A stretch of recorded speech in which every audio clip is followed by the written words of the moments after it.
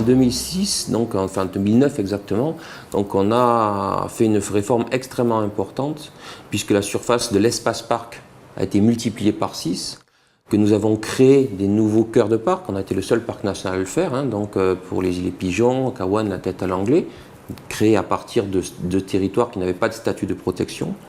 Transformer la réserve naturelle du Grand Cul-de-Sac, qui était gérée par le parc national, en cœur de parc national, créer une aire maritime adjacente sur 138 000 hectares et en termes d'aire d'adhésion, donc transformer l'aire d'adhésion de 3 communes en 21 communes sur les 24 que comprend la Guadeloupe. Et là, on a vraiment quelque chose qui n'est pas simplement une évolution, c'est une petite révolution, ou en tout cas une mutation extrêmement profonde dans l'intégration du parc dans la Guadeloupe à proprement parler. Et donc on a formalisé, je dirais, vraiment un démarrage de vision partagée en tant que tel, qui était absolument nécessaire, puisque les fondamentaux avaient changé, le territoire a beaucoup changé, à la fois à terre et en mer. L'équipe également s'était étoffée, d'à peu près d'un tiers. Et c'est vrai que c'était important de pouvoir refonder donc, une vision du parc à long terme, une ambition, de manière à ce que l'équipe puisse se reconstruire ou se construire à nouveau sur le parc du futur en fait. Nous, ce qu'on a voulu, c'était avoir un enchaînement entre 2 épisodes. Un épisode de vision partagée qui nous permet ensemble de dresser un cap. On travaille sur la cohésion de l'équipe, la motivation de l'équipe et vers où on veut aller. C'est vraiment l'aspect vision partagée.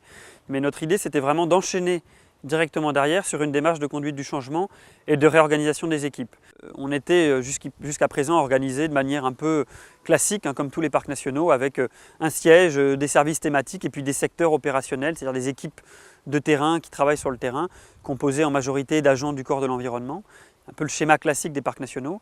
Nous, ce qu'on voulait, c'était essayer de modifier cette organisation pour l'adapter réellement aux nouveaux enjeux du territoire, aux enjeux de la charte. Et c'est ce qu'on est en train de travailler aujourd'hui. L'ambition du parc national décrit dans la vision partagée, c'était d'être la référence caribéenne du développement durable et de l'engagement éco-citoyen.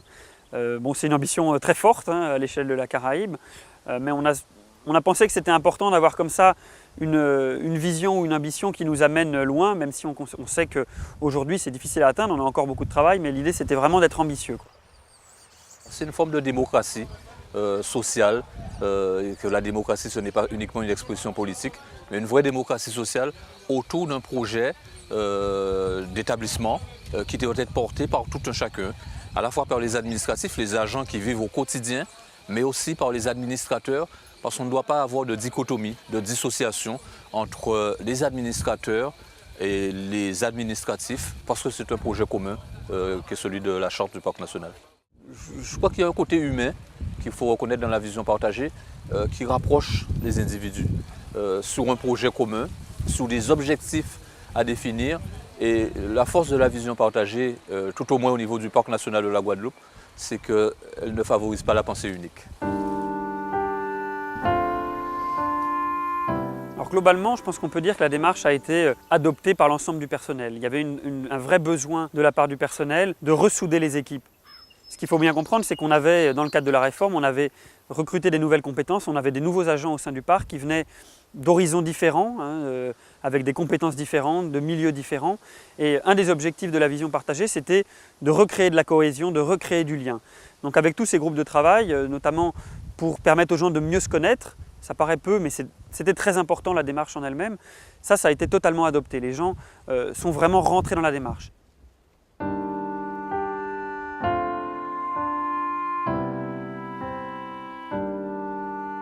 Mon rôle dans cette démarche, c'était bien sûr d'accompagner le parc tout au long de l'ensemble du processus et avec notamment le souci d'organiser le dialogue entre toutes les composantes du parc, c'est-à-dire entre les différentes strates hiérarchiques, entre le siège et le terrain, entre le personnel technique et le personnel administratif, entre les différentes sensibilités également pour permettre un mélange des idées.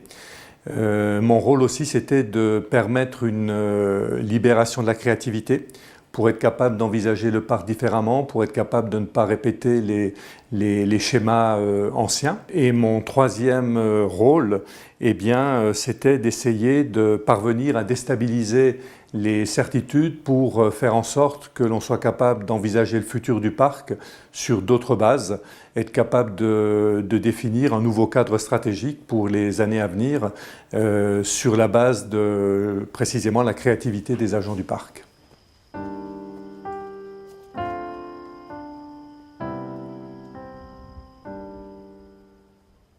La vraie difficulté, c'est justement de changer réellement la façon de travailler. Changer réellement, ne pas que ce soit un exercice qu'on a fait et ensuite, bon, on revient au boulot comme d'habitude. Et ça, c'est vraiment le plus compliqué parce que ça touche au fonctionnement profond des personnes. Hein. Et donc, c'est un effort constant de pouvoir se tenir sur un cap qui n'est pas un cap... Vous voulez, ce n'est pas une démarche administrative, ce n'est pas un nouveau tableau de bord qu'il faut remplir à un moment donné, ce n'est pas une poubelle de tri sélectif qu'il faut remplir parce qu'il faut le faire ou ça fait bien de le faire.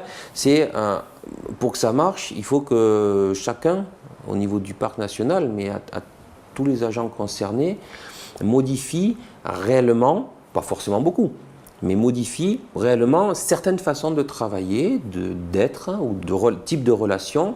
Ça, c'est le plus compliqué. Pour moi, l'élément le plus abouti de la réforme de vision partagée, c'est cette réorganisation et puis c'est notre nouveau siège. On s'installe à partir de début 2013 dans notre nouveau siège. Je pense qu'avec une nouvelle organisation, un nouveau siège, on va vraiment pouvoir partir sur une nouvelle dynamique. Donc voilà, on part vraiment en 2013 sur le nouveau parc, un parc vraiment dans sa nouvelle configuration.